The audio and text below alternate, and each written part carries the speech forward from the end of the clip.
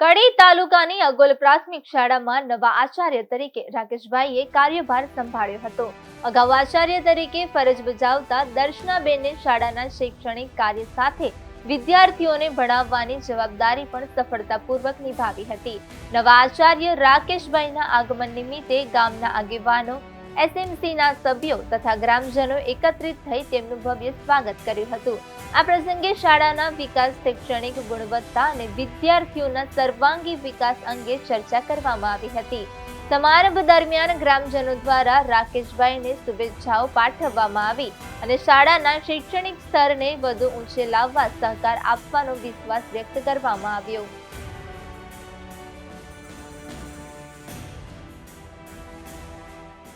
અગોલ ગામ જ્યાં પ્રાથમિક શાળામાં આપણા આચાર્ય સાહેબ રાકેશભાઈએ ચાર્જ લીધો છે, એમનું સ્વાગત ગામવાળા તથા આગેવાનો તથા એસએમસીના સભ્યોએ સ્વાગત કર્યું છે। તેમને આપણે પ્રશ્ન પૂછવા માંગ્યું કે સાહેબનું શું કહેવું છે, શું કહેશું સાહેબ? અગોલ ગામે જે ભવ્ય સ્વાગત કર્યું એના માટે એસએમસી કમિટી અને અગોલ ગ્રામજનોનો હું આભાર વ્યક્ત કરું છું। અગોલ ગામ 1947માં સ્થાપના થઈ હતી। આવનારા સમયની અંદર અગોલ ગામ આધ્યાત્મિક, સામાજિક અને રાજકીય ક્ષેત્રે એક ચેતનાનું કેન્દ્ર બિંદુ બને અને અગોલ ગામની અંદર જે દીકરીઓના લગ્ન માટે સમૂહ લગ્ન જે થાય છે એ ગ્રામજનો તરફથી ખૂબ અદ્ભુત પ્રયાસ છે।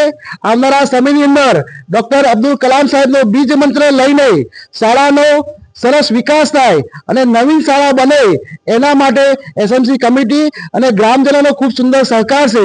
આવનારા સમયની અંદર જે જિલ્લા બદલી કેમ્પ છે એમાં અમારે ત્યાં 2 શિક્ષકોની ઘટ છે, તો જે શિક્ષક આવશે એમનું ભવ્ય સ્વાગત કરવામાં આવશે અને બાળકો અને ગ્રામજનોનો અમને ખૂબ સુંદર સહકાર મળે છે।